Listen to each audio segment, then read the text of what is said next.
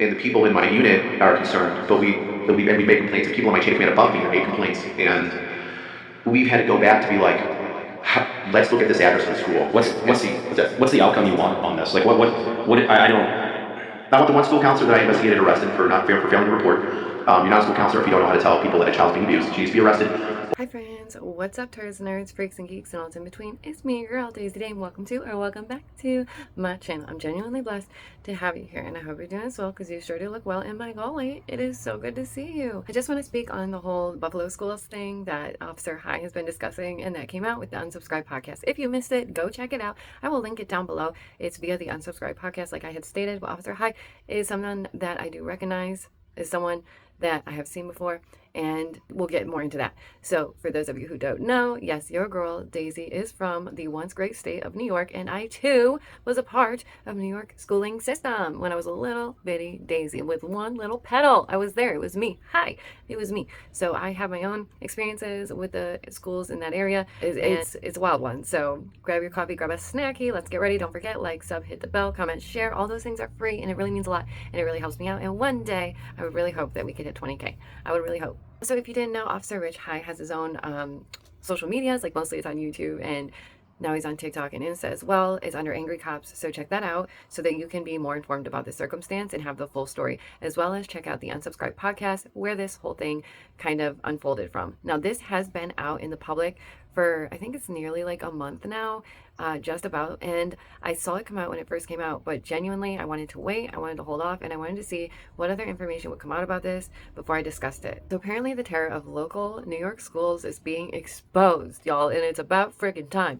This is actually something that I did genuinely notice myself, but I didn't know, right? If you're just a parent and like maybe say, my past, I've been through a thing or two, but I don't know. You don't know that this is bigger than it is, right? And even with my son and his circumstances, you don't understand that this is actually much bigger than it is. You just know it's just a one-off circumstance. At least that's what you think. Apparently, that was not the truth at all.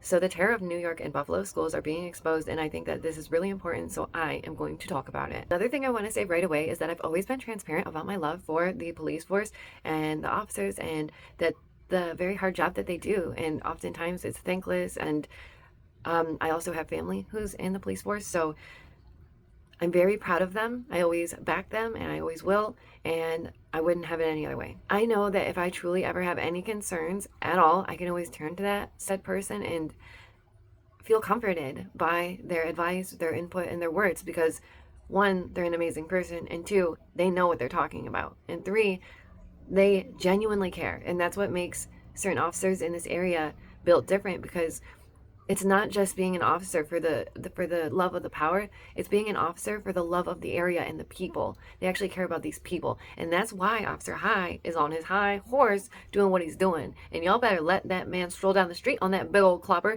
because this is something that clearly has needed to be said. As I prior stated, I am a person who went to New York schools in my youth, and I can attest to the fact that I had witnessed and experienced things that children really shouldn't have to endure, especially at a school. And little to nothing was done about it, and that's just a fact. It is what it is. Just a fact. I've had teachers verbally berate me into oblivion because they didn't know how to help or work with a student who's neurodivergent or has ADHD.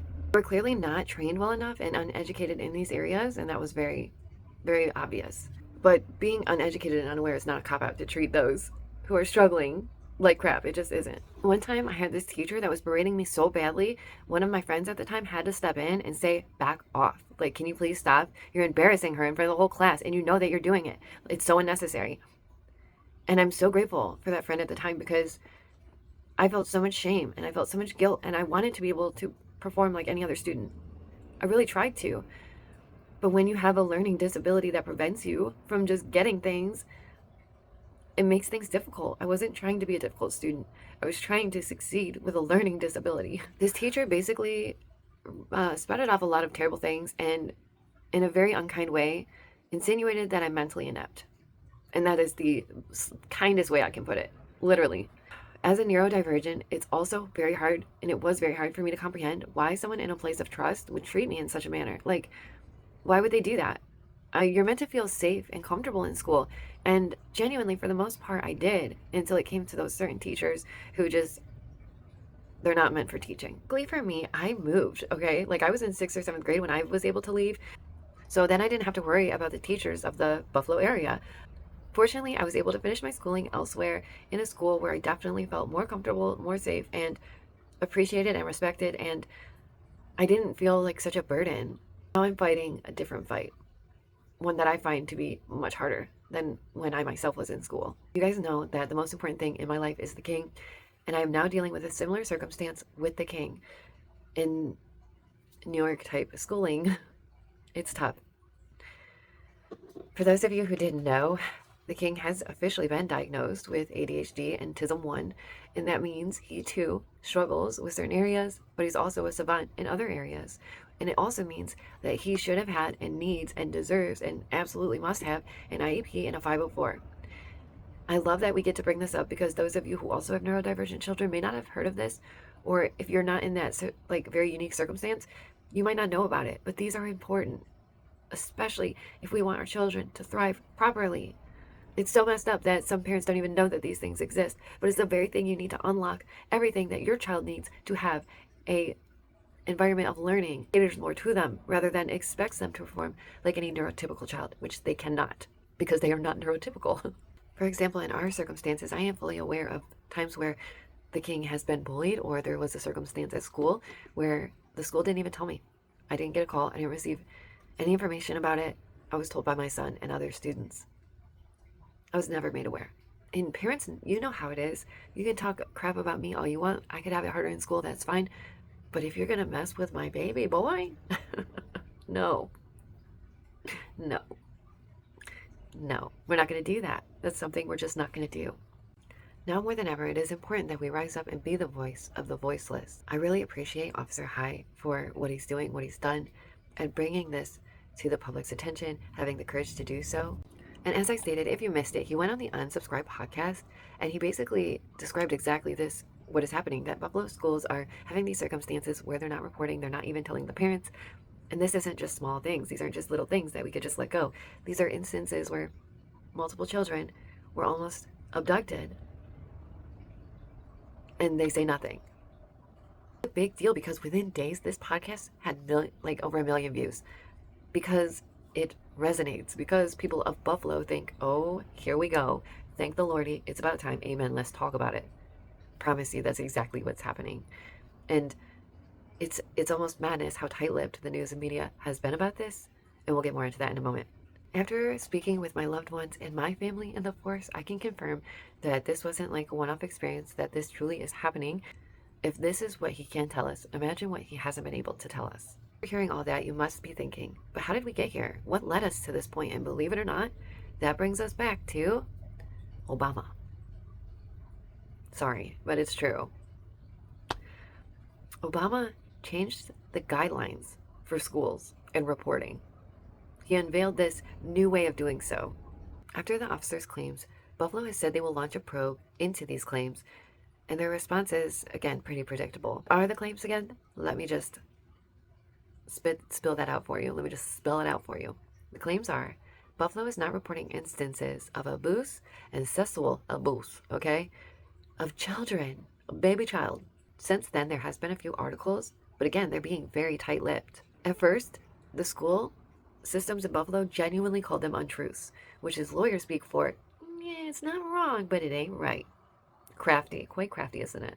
Even teachers have spoken out about these things and backed up these words, saying, yeah, we've seen it for like the last 2 decades or more.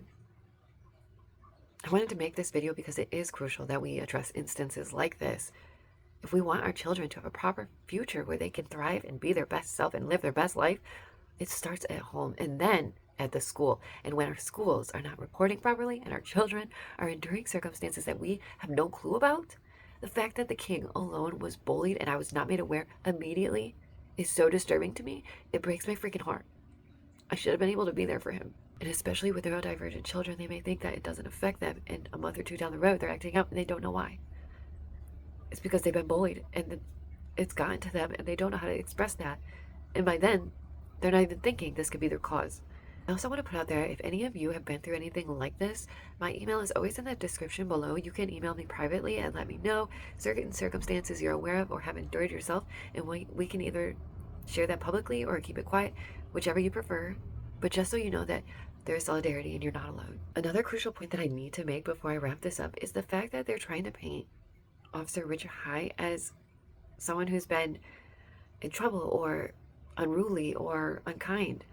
He's had 2 infractions that aren't even that severe, and the truth is he genuinely cares about the children of Buffalo, and if he didn't, why else would he do this? Why else would he bring this to the forefront? Finally, as I stated, as someone who has endured the New York school system myself, especially in the Buffalo area, I can confirm terrible things do happen and they're not even reported. There are things that I endured as a child that I should have never had gone through. And now my son, too. It's just not right. 2 wrongs don't make a right. But what does make a right is addressing the issues and bringing them out to the public. So what do you guys think?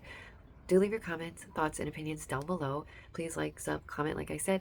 Check out my social media. Check out my other socials. Check out my whatnot, where we have our type of merch where it's actually shirts that we tie-dye with our own hands, with love, with Dharma dye that lasts.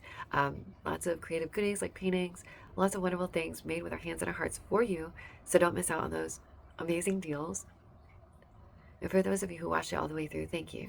Thank you for showing compassion and kindness to this circumstance, because that's what it needs. Your attention for just a few moments.